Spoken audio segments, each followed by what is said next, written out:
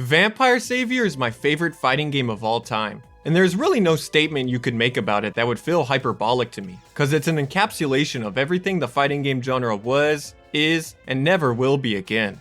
Its aesthetic identity has an unmatched level of charm, as every stage, every screen, and every character has a bunch of tiny flourishes that ooze personality into a world that could easily just be macabre. So much so that I think the visuals the game emits has had the ability to keep the series around as a cult classic among fighting game enthusiasts and casuals alike on its own. But more importantly to me is that the irresistible charisma is just as present in the gameplay of Vampire Savior as well. Cause this fighter is a Frankenstein's monster of experimental mechanics and cutting edge ideas that come alive to create one of the most creative and forward thinking games in the genre, while also being endlessly fun, cause it understands two very important foundations of fighting game design. Characters should be unique and powerful, and pressing buttons is fun. But before we get into Vampire Savior itself, we gotta quickly talk about how Capcom ended up here, cause where the series began is actually a lot different from where it ended up. So in 1991, Street Fighter II The World Warrior released and basically created a new genre that became a phenomenon. But interestingly, Capcom didn't immediately create a sequel. Instead, they opted to update Street Fighter II with new versions of the game that ran on the same exact arcade hardware, the Capcom Play System, or better known as the CPS-1. Now by the time the third version of Street Fighter II, Hyper Fighting, was released, the CPS-1 was almost 5 years old, but I think Capcom would have been happy to keep releasing games for the CPS-1 if it was financially responsible, because the hardware's real issue was that it was easily hacked and bootlegged, so they were forced to move on. And just like with their games, Capcom experimented with updated versions of the CPS-1 like the CPS- that had harder to crack hardware, but eventually they revealed the big bad successor, the Capcom Play System 2 in 1993, which in all honesty wasn't the most substantial upgrade over the CPS-1 in terms of power, but it was super encrypted, and it didn't get hacked throughout its commercial arcade lifespan, so this was everything Capcom needed it to be at the time. But to sell this brand new hardware, Capcom needed a certified hit that would grab the attention of everyone in the arcade, so they did the unthinkable, and released another version of Street Fighter II. This time I had 4 more characters though. Yeah, Super Street Fighter 2 was more like a dev test for the CPS-2. But almost a year and another update to Street Fighter 2 later, Capcom finally revealed their second ever traditional fighting game in the summer of 1994, Vampire, or Darkstalkers in America. To put it in perspective, SNK already had like 4 fighting game series, Mortal Kombat had a sequel, and Virtua Fighter 2 and Tekken were about to drop. So it's kinda crazy how long Capcom held off on expanding to other fighters. But I think the wait for the first Darkstalkers was well earned, because this was a real deal arcade blockbuster from Capcom. Mechanically, it introduced ideas like air blocking, chain combos, and guard cancels that were seen in smaller doujin fighters to the arcades, but also played with the idea of the super bar, as you now essentially have EX moves. And these new system mechanics would address many of the complaints that players were having with Street Fighter 2, and a lot of the ideas here would eventually find themselves being expanded on in other Capcom games in the future, like Street Fighter Alpha the following year. But I don't think it's the mechanics that are important to the first Darkstalkers, cause honestly it's a bit basic in retrospect, and was more of a proof of concept for things to come. Also, it was a little broken. Okay, this game was a Kosoge. They somehow accidentally made a character's crouching heavy punch an overhead. But that didn't matter because the game's aesthetic was so strong. Darkstalkers The Night Warriors really had nothing at the time that compared to it visually.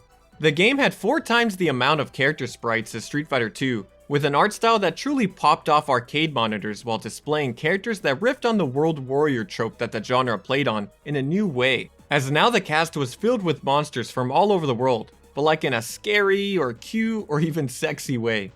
The main horror monster tropes were hit, with a vampire, fishman, mummy, and Frankenstein's monster being represented, along with more regional haunts like Sasquatches rounding things out, so the roster was less Hollywood universal and more worldwide universal. But what makes these freaks so special was that Capcom allowed the supernatural to be super personable, cause the roster's given ridiculous characterization and are animated like Saturday morning cartoons.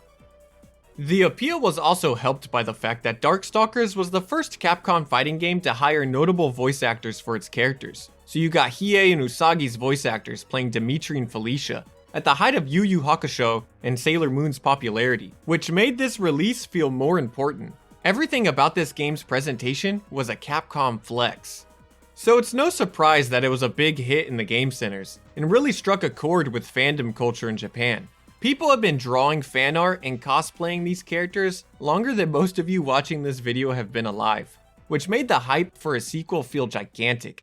And thankfully fans didn't have to wait too long for that, cause in true Capcom fashion, Vampire Hunter, or Night Warriors, Darkstalkers Revenge in the States, dropped in the arcades only 8 months later. It's not too far-fetched to call the first game a prototype. I mean, even the story of the first game that had the vampire Dimitri hold a tournament to find the strongest monster would be completely retconned for Hunter's story of the monsters having to save Earth from the alien Pyron. And this is where I'm just gonna start calling the games by their Japanese names, as they are more commonly referred to nowadays even in the West by the fighting game community. Probably because the English naming conventions for the games are a bit confusing. Vampire Hunter was a big deal for Capcom, because it was gracing the cover of every Gamist issue, tons of merchandise was made from toys to audio dramas, its port on the Saturn was one of the console's best-selling games, it got an OVA from Madhouse, and even a children's cartoon of similar quality in the West.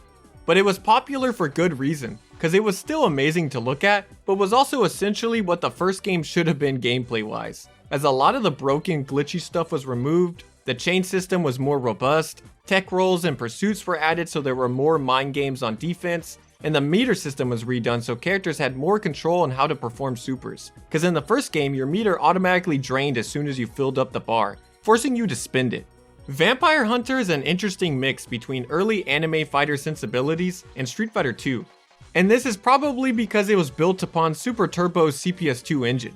If you like classic Street Fighter, but want a flavor that's a little more anime with some strong options, Vampire Hunter is still a game that's worth playing today, and is still played today in Japan regularly, as one of the more popular classic Capcom titles. Hell, this is the fighter that kickstarted Daigo's career, as his name started to spread around as he racked up crazy win streaks in the arcades, and almost made top 8 in the 1995 Vampire Hunter Gamist Cup. But as popular as this sequel was, a third installment didn't immediately drop, which sounds normal, but the arcade industry worked differently back in the day, especially for fighting games, because it was typical to see the same team cook up a new update or sequel for a title yearly. But this was a crazy time period for Capcom, as they were just going all out with new games and IPs to compete with everyone else's new games and IPs. 3 different Street Fighter series were being launched on 3 entirely different pieces of hardware, the Marvel vs. games were starting up, Capcom was entering the 3rd dimension, and other new IPs were being dropped alongside Vampire Hunter's release, so the arcade market was flooded to say the least. But this gave the opportunity for Hunter to simmer in game centers and for new eyes to reevaluate the future for the Darkstalkers, as the main producer and programmers for the first and second game wouldn't be coming back for the next entry. So enter Dirty Beret, a small team at Capcom led by Noritaka Funamizu that would be called upon to help with the development of games when needed. They reportedly were given impossible work and hardly any vacation, but were united by their efforts of coincidentally working on Akuma in his various appearances. Dirty Beret had just come off of helping with the development of Street Fighter Alpha 2, and while they weren't involved with the first 2 Vampire games, they were handed the reins for the 3rd title in the series, Vampire Savior, and they seemingly had the freedom to go into a different direction than with the foundation Hunter provided. And according to Funamizu, reevaluate from zero the very concept of what it means to be a monster. If Vampire Hunter could be compared to Street Fighter 2, then Vampire Savior was going to be the game that future games would be compared to. This game was going to be much darker, way faster, crazy experimental, and even using an entirely new engine than the first 2 games, because we've upgraded to Alpha 2's engine. This refresh for the Vampire series didn't come easy though, as the project was restarted halfway through development, and even what characters were going to make the final cut were decisions made down to the wire, as Dirty Beret pushed the CPS2 to its limits. Ultimately, 3 characters from Vampire Hunter were cut in favor of 4 fresh faces, characters were given new stages and themes, tons of new sprites were drawn, and the game's plot would be a true continuation of the events from Hunter. So after the Darkstalkers helped stop an alien from consuming the Earth, The monsters are now being called upon by an evil demon named Jeddah, who's trying to feed their souls into a giant baby for his new realm, all while being hunted by soul-eating bees and a twisted human bounty hunter. Also, Morrigan's soul was split into thirds, and one of those souls is now alive. And with that setup, let's finally jump into the gameplay of Vampire Savior, and show off how it's so different and so cool. Vampire Savior is a 6-button fighter with light, medium, and heavy punches and kicks that utilizes a chain system that allows you to chain punches and kicks together upwards in strength. And new to Vampire Savior is the ability to air chain normals as well, making air-to-air battles and pressure more varied. While this chaining may seem like your typical anime fighting game ABC combo structure, interestingly, Vampire Savior doesn't allow for you to cancel into a special move off of a chain.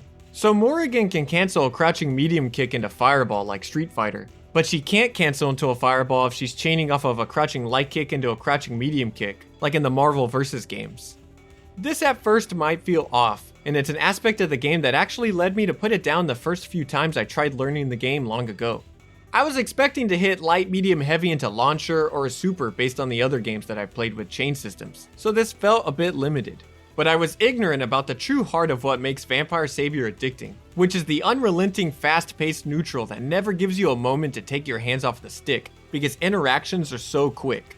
And that's not to say there aren't combos or anything like that. I mean, many characters in this game are famous for their really cool and very hard combos. But I think Vampire Savior is special because a lot of the skill expression and even execution comes before and after getting the hit, and not just during. But when you do open someone up, the combos happen very quickly. This push for haste is also clearly emphasized by how rounds work in this game, because the classic best of 3 structure with life resetting after every round was replaced by bats that act as stocks. When you clear a life bar, the game is still going and you get to position yourself for the next action like this was one big knockdown. Even health is different because while you hit hard in Vampire Savior, a lot of the damage taken is dealt in white health that recovers on its own very quickly, so matches can swing in momentum easily. So if I had to boil down the core gameplay of Vampire Savior into the most basic way, I'd say that the main tenet is about hitting the opponent so you can chain into a knockdown like a sweep. This allows the wake up mind game to begin as you read how your opponent will get up, as they can stay in place or tech roll left or right, and then you rinse and repeat. But of course the game isn't that simple, because every character is bringing their own unique game warping mechanics that force you to approach matchups differently for every aspect of their kit, because there is no standard in Vampire Savior. The entire roster is their own mini system that must be dealt with individually, even to the point where universal mechanics like guard cancels differ greatly amongst the cast. And everyone has their own unique install called a Dark Force, that range from giving characters hyper armor, or lets them fly, or gives them exploding penguins, or lets them separate their torso from their legs to puppet jail you, or even lets you turn your arm into a chainsaw while a jingle from Michael Jackson's Bad plays. But I think the biggest character differentiator is how they move. Some dash, some hop, some hover, some teleport, some swim across the floor, and we even got a guy who doesn't jump normally at all. He just floats. But that's okay, because we also got characters who can double jump, super jump, cling on walls, air dash, or just fly around. Most interestingly though, is that every character can interact with their own movement in different ways, as some characters can instantly cancel their dashes or hops, while others can cancel movement into more movement, or cancel their movement into unique attacks, while this dude can just peace out from the corner and end up on the other side. Yeah, he's a weird guy. Movement is super strong and character specific, so while the initial idea of chaining into a knockdown may seem simple, how your character exists on the screen is anything but. And this of course extends to the types of offense the cast is able to throw out to get that initial hit or start that pressure in the first place. The average character strength in Savior is ridiculous. There are tons of good buttons and strong hitboxes. I mean, this is a classic Capcom fighter. But the unique options characters have here are genuinely genre defining. So I think it'd be a good idea to walk through all of the characters and highlight their insane abilities. Starting off with the Vampire Lord Dimitri, who's the closest thing we'll get to a Shoto in this game, even though he's not really a Shoto in practice. But if that's your style, this is probably your guy, because he has a fireball and a pseudo Tatsu. But his real strength comes from his incredible scrub killer DP, In a game with crazy movement and pressure, you can almost just throw this out for free sometimes because it's so fast and hard to impossible to punish. But he does have some sauce to him to set him apart from your basic Shoto, because this dude has two Raging Demon-like command grabs, the Midnight Bliss and the Midnight Pleasure. While Bliss is the iconic one, come on, baby. Pleasure's the real evil move, cause it's fast and he's able to sneak it into his pressure, or use it to punish rolls and sick tech chases. I think this is arguably the best and most useful Raging Demon in the genre, but you can always just keep DPing if you don't feel like doing all that, I guess. Wolfman John Talbane, or Gallon in Japan, is a strong and simple character cause his walk speed and low crouch make him annoyingly hard to lock down, while his hop dash easily allows him to start high-low pressure or even cross through the opponent from super far away. He even has a command dash that he can cancel into from normals for a quick jump scare, but this dog's most iconic move is his Beast Cannon, to the point that characters and other fighters that have moves that shoot them into different player-controlled directions also get called Beast Cannons. For good reason though, this thing is sick because it's a hype combo tool and also allows for crazy resets and mix-ups. But better than being able to turn into a giant fireball is his ability to fish for the move paired with his crazy strike throw game. He can almost play Street Fighter-esque footsies with his crouching medium kick, while also being able to option select his standing heavy kick, which is a great anti-air with both his regular throw and command grab if he's close.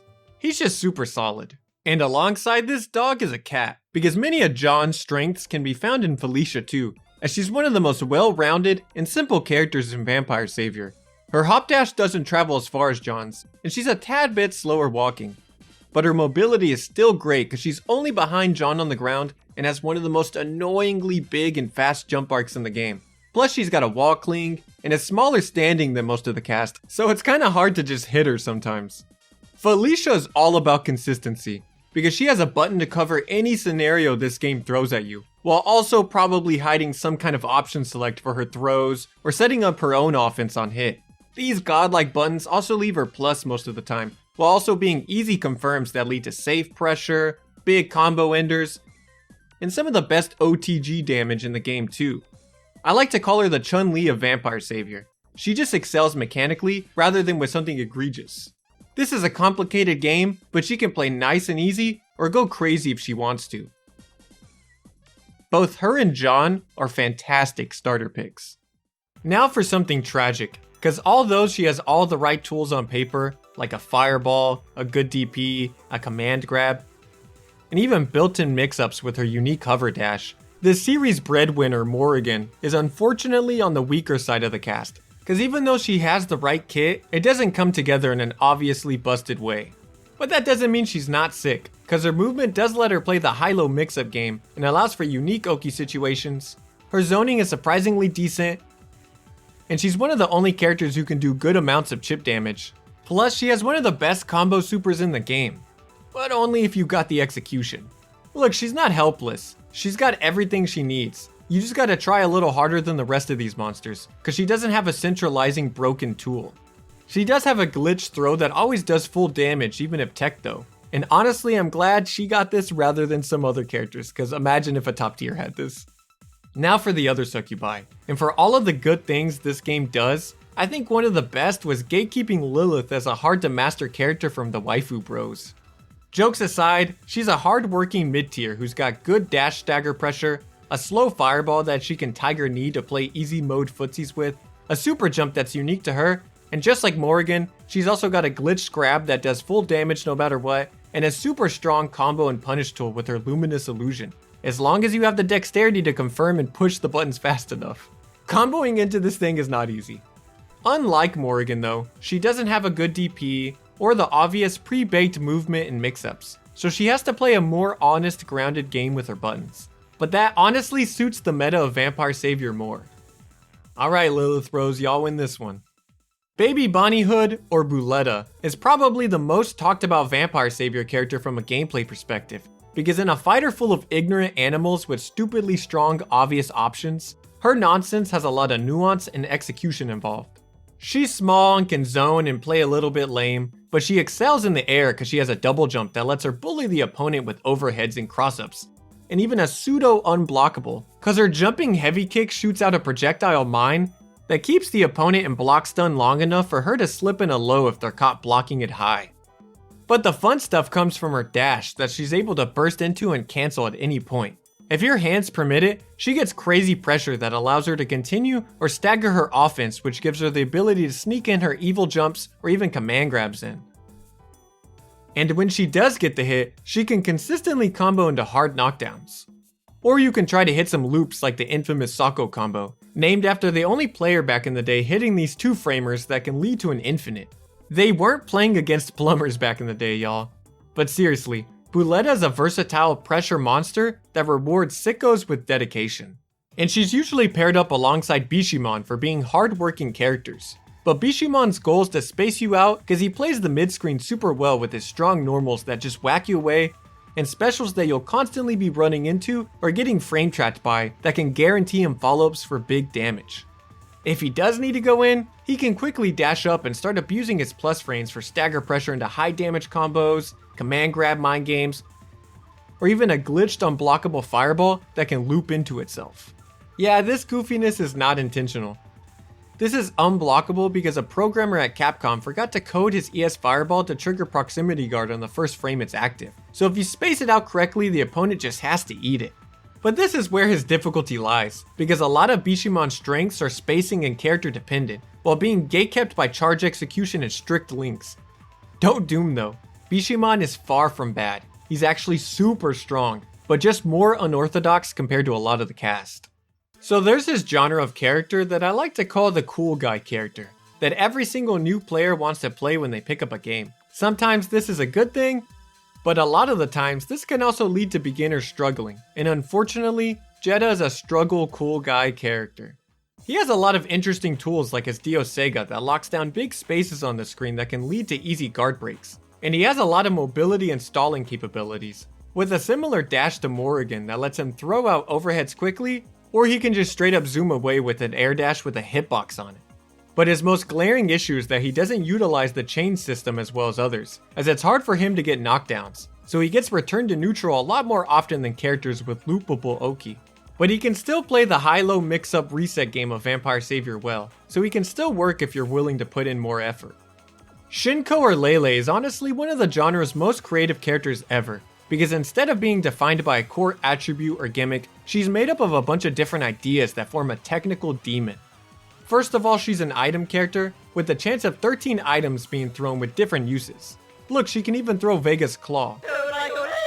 Secondly, she's got super unique mobility, as on the ground she's a bit weak because her walk speed is slow and her dash teleports her a bit forward, which can be useful but doesn't get her around the screen as easily as others. But in the air she's crazy because she literally air dashes around the screen then falls down, which she can also do backwards for tricky crossovers. This gets really nutty mixed in with her pendulum, where she swings on a chain back and forth with a hitbox that can be cancelled, giving her another air action that she can then cancel into another chain for one more cancel. Lele's falling momentum is based on when you cancel the pendulum, so being able to track where the hell she's going to end up is almost impossible with how many ways she's able to alter her air state. But while I do think her weird mobility is what defines her character, it's somehow still not her craziest tool, because she has a game warping super as well. Ten Raiha is a 19 frame grounded overhead that not only knocks down, but also summons a bunch of spike balls that start bouncing around the screen that will either OTG you, or give Lele the chance to start mixing you up. The insane part of this super is that it's done by inputting light kick, heavy kick, medium punch up, which probably sounds stupid to any casual enjoyers of the genre. But if you're a fighting game sicko, you know this just means that Lele is given the ability to hide this input within her chains and other actions easily, so the opponent is always going to be afraid of getting bonked on the head. Lele is so cool and embodies a lot of what makes this game so special. So I don't know if you've noticed this so far, but I've mentioned that a lot of characters have very strong throws and command grabs that are essential to their strengths, even the ones that play extremely aggressive or lame. So how does the actual grappler fare? Well, I can't lie, this is a 30-year-old game. Not every character was created equally, and Victor is unfortunately a victim of the struggle, because he's a slow, big, tall boy in a game full of small and fast freaks. But he's not defenseless, because he actually does have some big ol' far-reaching buttons like his crouching fierce that can kill scrubs who love to jump. But most interesting to me is his ability to electrify his medium and heavy normals by holding down the button, which gives his normals the ability to delete projectiles, do chip damage, and add tons of hit stun while removing some pushback on hit, so you're always next to the opponent for mind game shenanigans and loopable offense. Victor has a lot of the staple grappler tools that you would find in other fighters, and while they don't let him excel in this cast, he's a character that can still get results and blow people up. Okay, but if you want truly polarizing fighting game design, look no further than Rikuo or Allbath in Japan. This fish is one of my favorite fighting game characters of all time, because he is truly evil mechanically. He's got some decently long pokes, his dash lets him low profile and easily link into combos, he's got an instant overhead, a surprisingly good dive kick, strong tick throws, and even 2 command grabs. But who cares? This dude rocks because he has a bunch of moves that stun the opponent that work in tandem with each other. So he has a sonic wave that you can throw out while playing footsies to catch the opponent for a full combo, or even anti-air them with if their toes are peeking through. Then he also has poison clouds that you can catch the opponent with that hit set distances on the screen to lock the opponent down for, you guessed it, a full combo. And finally, to wrap his annoying kit all together is his water gel. This giant bubble is an unblockable hitbox that captures the opponent, giving you the opportunity to hit them with a poison cloud so you can stun them again for a full combo, letting you loop the situation into a knockdown for another bubble. Even if you're already blocking something, if this thing touches you, you're getting bubbled. This is stupid, but there is counterplay, as the bubble goes away on hit and only travels forward. But how every character deals with the bubble is unique to them, as Allbath and the opponent have to play a mind game when this thing is on screen, and some characters have an easier time of getting away from it than others. Did I mention that the bubble only cost 1 bar? You cannot make a character like this anymore. He is a true litmus test on whether or not you will love this game because his ignorance is so obvious, so strong, and can leave players feeling pretty helpless. But he isn't the best character in the game. Even whether he's the 5th best character in the game is arguable, because that's how crazy this game is and how strong the roster's tools are. He is beatable, so let's talk about some real monsters, like Sasquatch. In a game full of hellish monsters, he's probably the most unassuming character, but he's been top tier in every single Darkstalkers game because his game plan is effectively simple, and he hits like a damn truck. This beast has an incredible set of normals that almost feel like they play footsies for you, because they're extremely fast with good hitboxes and frame advantage, and have way more reach than you might initially expect. So he's able to stuff a lot of approaches while easily starting his, and his approach is suffocating to say the least. Sasquatch's dash can be cancelled into a fast short hop that not only zooms him across the screen, but also gives him jump scare high-low pressure that deletes life bars. It's simply a rite of passage in this game to get Sasquatched as you guess wrong what feels like a million times in a row. But even if you block everything, he also has some of the best throws in the game hidden behind his buttons, as well as a command grab that lets him score a combo afterwards, so you should always be scared when you see this dude leave the ground.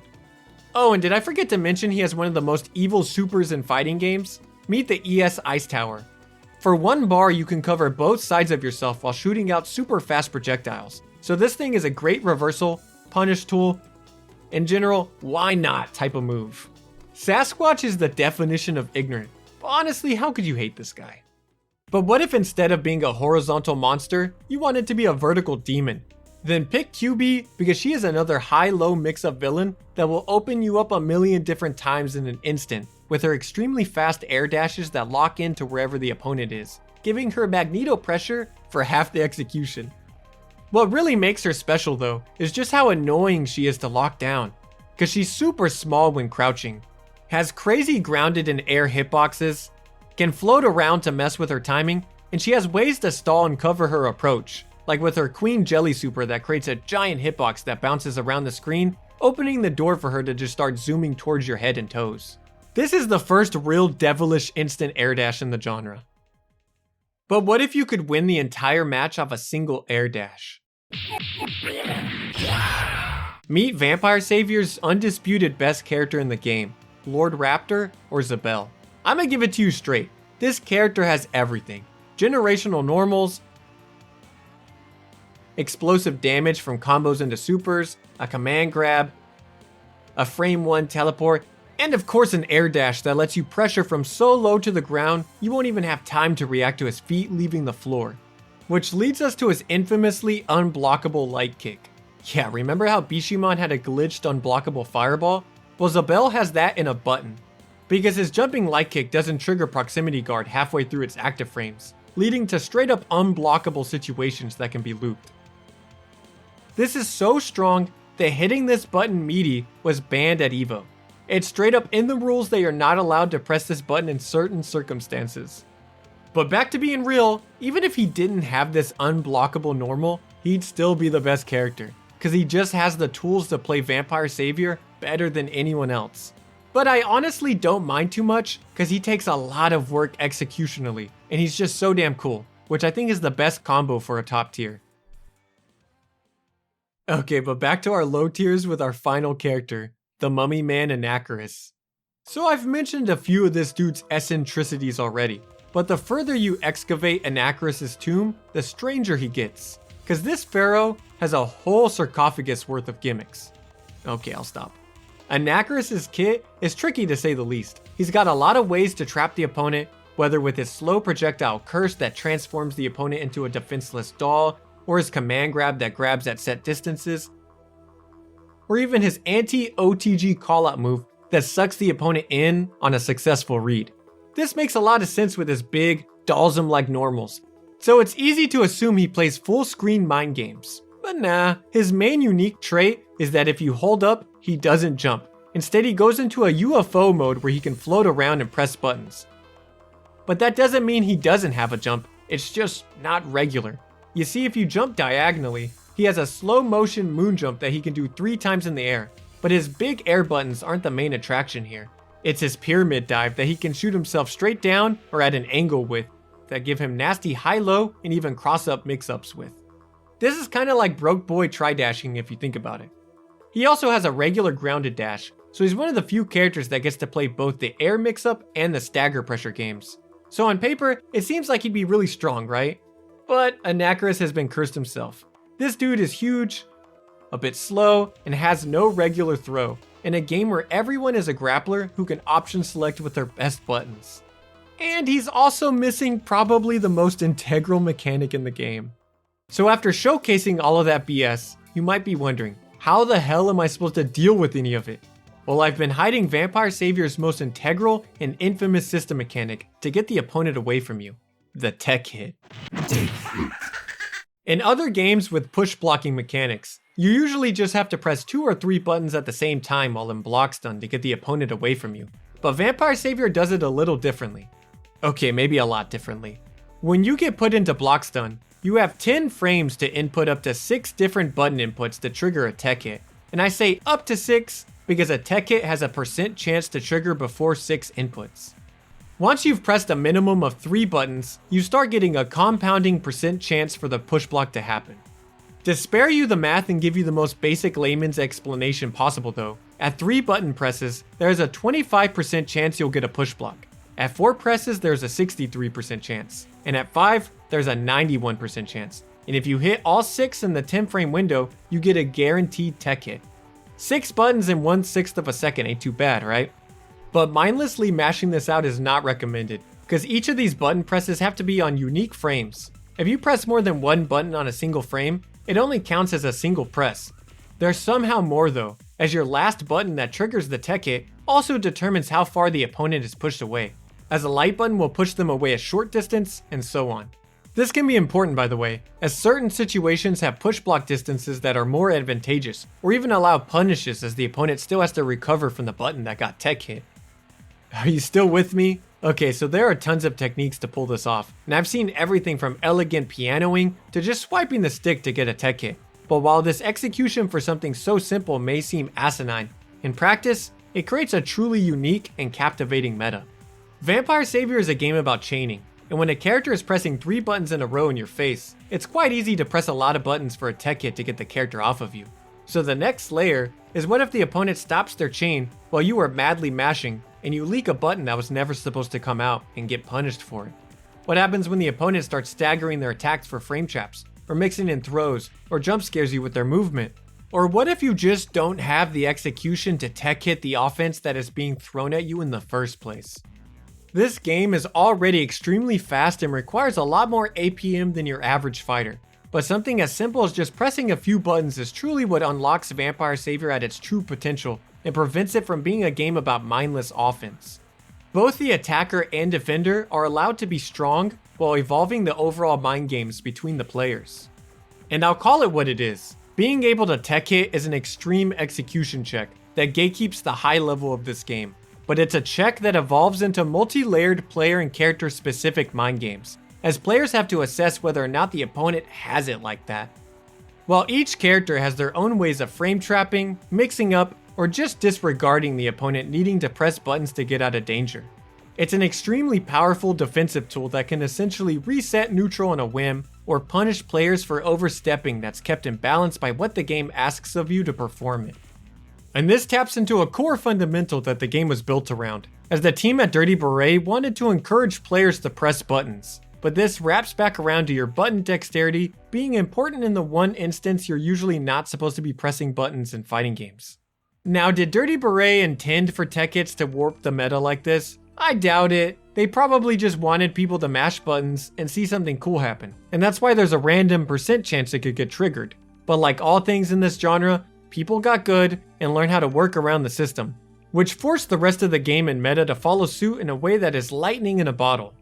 I think tech hitting is interesting because it's hard. Whenever I see an offensive monster get absolutely shut down, or even a simple jumping light kick get pushed away, I respect it because I know there was intention, risk, and skill involved with the play. I think in life we tend to romanticize difficult acts, but the feeling of sliding my fingers across the buttons so I can get rewarded by hearing a little gremlin laugh and seeing my opponent fly away is a dopamine rush that I will never get tired of, because I could have absolutely got blown up for it. And a lot of the times, yeah, just regularly blocking offense is a good option too. But tech hits existing make even the simple act of holding back on the stick interesting because a central mechanic exists within it. Tech hitting is nuanced and fun, which is the last thing mashing buttons should be. Characters are absurd in this game, but there are a multitude of ways out, and this mechanic allows the power level to exist. Unless you're playing Anachorus. Yeah, I had to explain what this mechanic was and describe its nuance and complexities, just so I could tell you that this guy doesn't have that mechanic. Straight up, he can't do it. This is not a glitch or anything, the programmers just didn't think he needed it. He kinda has to suffer, okay? That's why he's considered pretty low tier. But the crazy thing is that this game is so momentum heavy, and every character is pretty unique, that you see characters of all strengths get results at events, even Anachorus. Hell, EVO Japan 2026, the most stacked Vampire Savior tournament ever, was won by Lilith, a mid-tier. This game definitely has 30-year-old balancing. There is a difference between Victor and Lord Raptor, but Vampire Savior rewards loyalists. But if you're new, I would definitely recommend an animal. It doesn't matter which one, they're all messed up. Beyond the intricacies of mechanics, one of my favorite things about Vampire Savior is the flavor given to characters through gameplay, because there are tons of quirks and specials that I would consider not good competitively, but add color to the roster. Like Lilith having a super that forces the opponent to play a rhythm game does not make her a good character, but it makes her a fun character, and tells you a lot about her. Did you know that Sasquatch can spin a bar to throw a banana on the floor? Or that Anachorus has a secret mummy dance taunt? How about the fact that Albath has a secret super that can only be done using 2 specific colors, that's a reference to his Crouching Heavy Punch being coded as an overhead in the first Vampire? We got color-exclusive referential joke supers. Even Dimitri's most famous super, the Midnight Bliss, isn't the strongest compared to his other demon, but it's so memorable because every single character has a unique sprite that better suits the vampire's tastes. Which is a lot of effort for one super, but Vampire Savior does this for so many attacks. Every character has a unique sprite when they get transformed by Anachorus, Lord Raptor transforms the roster into different basketballs, Jeddah gives everyone their own inflation sprites. I'm sure this didn't change anyone's brain chemistry. And Bishamon even has a unique fatality for the cast whenever he ends the match with his slap chop. I want that Albath sashimi. There's also unique intros, like BB Hood giving John Talbane the death glare because she sees a paycheck in him, or Zabelle giving Lele hard eyes for some zombie loving. But my favorite is of course Allbath turning into a realistic frog in the mirror match for some reason. And at the results screen, every single character has their own victory theme that plays over their win quote.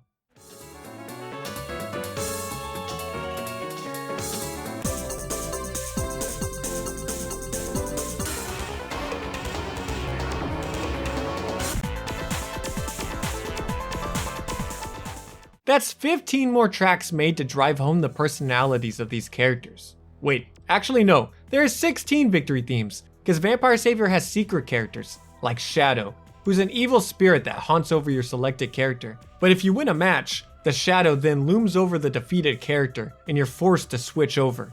Usually in arcade fighters, you're forced to stay on whatever character you won with, so this is an interesting way to mix things up. Also, the wails this dude makes when creeping up on somebody are so cool.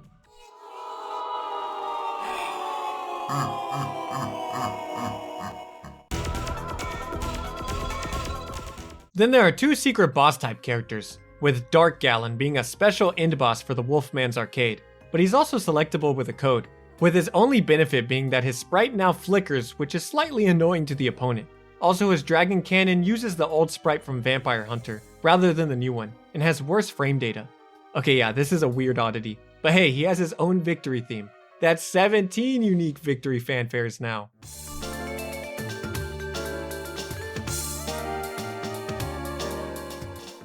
There's one more boss that isn't selectable in the arcade, and that's Oboro Bishamon, who you can encounter in arcade mode by meeting specific requirements.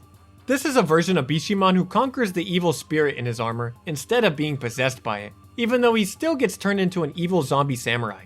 Poor dude. And it's a shame you can't normally pick him in the arcade release of Vampire Savior, because he does have some new moves, but he doesn't have his spirit fireball anymore, so I'm kinda glad this dude got possessed.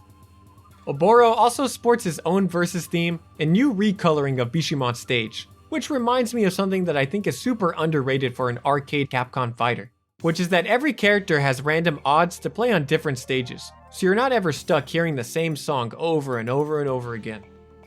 And thankfully, Vampire Savior has some cool stages that have atmosphere and world building that are all wonderfully over the place. If you ever wanted to get hit by an instant overhead while on a skyscraper, you can do that on the Tower of Arrogance, which has to be the coolest name for a stage ever. But also, we're like on the side of a skyscraper. What are the lore implications of Victor being able to stand on the side of a building while shaking his butt? I love the dreaminess of Red Thirst, where the sand has become a rich blue and the moon a blood red, and how something ordinary like a subway entrance becomes an occultish liminal space in the concrete cave. And I also think it's neat that the old lady in the back of Abaraya can suddenly turn this game X-rated by complete random chance, if both players are low health and someone does an EX move. I might actually have to censor this, I'm not sure. Something that does suck about Vampire Savior though, is that two of the best stages are locked out of versus mode, like the Iron Horse Iron Terror, which features a freaky train being conducted by a smoking skeleton who's got a little demon bell he's ringing. And this only appears in the penultimate fight in arcade mode, with the final stage of course being the Fetus of God, which contains the vessel that Jeddah plans on absorbing everyone's soul with because he's an evil demon delinquent.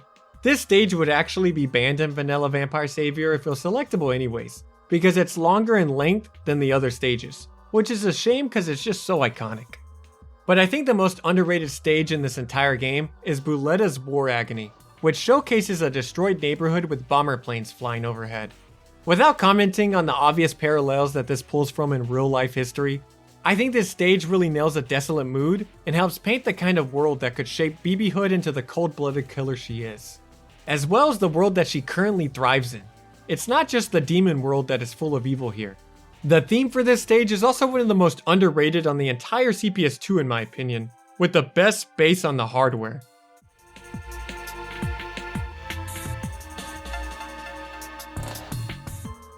As you can see, Vampire Savior has a lot packed into just 45 megabytes, and in my opinion, is the highest effort arcade fighter Capcom ever made.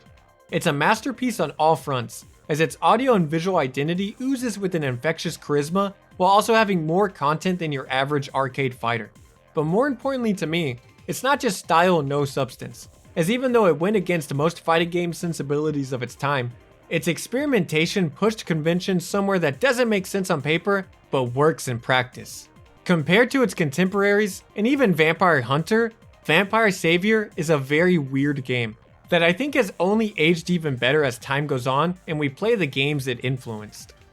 I know there's a large section of the fighting game community that probably has an aversion to old games for one reason or the other, but something that I find really interesting about the Western Vampire Savior scene is that for the most part, it's younger than what you'd find with other Capcom classics like Super Turbo or even Third Strike. And I think a large factor of that is because unlike those games, Vampire Savior didn't have that strong arcade legacy.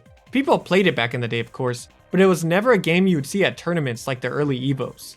Most of the Western scene didn't take off and start taking the game seriously until online emulation clients like the Fightcade predecessor GGPO got popular in the late 2000s. And then the 2013 Darkstalkers Resurrection ports hit the 360 and PS3 and cemented it as a classic Capcom mainstay in the FGC. So Vampire Savior was able to sink its teeth into a generation of players over a decade removed from its initial release that had no incentives to play other than the game itself being that damn good. And yeah, almost 30 years later, the Western community is still growing because the game is that damn good. With Vampire Arcadia leading the Western scene by running the game at many events and even having a yearly Vampire Savior-centric tournament called the Makai World Cup to celebrate the Western scene. And in Japan, the game has never stopped since release, with the previously mentioned EVO Japan 2026 tournament being the strongest bracket the game has ever seen. There are also strong players in events in Brazil and France, and it's very popular on Fightcade, and look, everyone just loves this game. It's still being played, and I hope any part of this video has convinced you to play it too in any way you can, competitively or casually, because the game is just truly one of a kind. But you might be wondering, what happened to Darkstalkers as a series then? Well, I can only truly guess, but Vampire Savior was a late release onto the CPS2, coming out after Street Fighter 3 New Generation on the CPS3, and even though it's an incredibly high effort game, it was obviously more cost efficient to create something like Vampire Savior, rather than creating an entirely new Darkstalkers on new hardware, when fighting games themselves were losing popularity. So I don't think there was ever a time that Capcom believed that a new entry could work, because most of their releases after this were crossover games and updates rather than new titles altogether anyways.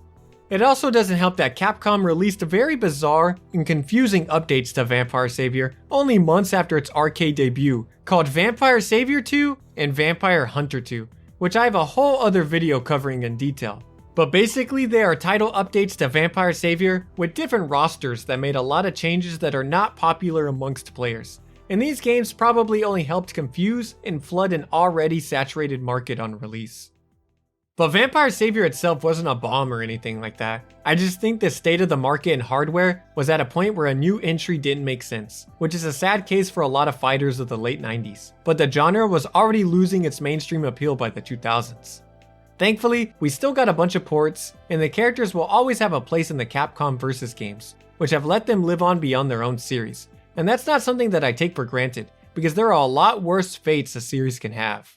Vampire Savior might be a niche fighting game in the grand scheme of the FGC now, but the series itself is still iconic, and the characters are still their own marketable industrial complex, even after not having a new game in 30 years. So I don't mind the series living on through fandom like fan art and cosplays, because it's a testament to the wonderful character designs and world that make the game special in the first place. Even if there is never another Darkstalkers, the series is still kept alive by both the effort of the fans enjoying their timelines being flooded by Morrigan and the players entering events. Which is also why I don't personally care if Darkstalkers are not dead or not. Cause I know a new game wouldn't be like Vampire Savior anyways. And this isn't some old man yelling that new fighting games are bad. I just think a lot of its mechanics and the sentiments behind their designs couldn't work in a modern esports focused industry. Much of Vampire Savior's depth comes from extreme experimentation from a team that was throwing ideas at a wall. And I can't see something like Tech Hits existing in the current landscape. This was just an era where a dozen new fighting games were coming out every year, and I think that if the developers knew we'd still be playing and competing in these games decades later, we would have gotten different games entirely. So I'm glad they stuck with and made what they believed to be fun and interesting fighters first, because we ended up with a game that is a timeless happy accident. So with that, I want to see you tech hitting Sasquatch's car crash hop 10 times in a row by next week, okay? Play some Vampire Savior. It's the God game. Thanks.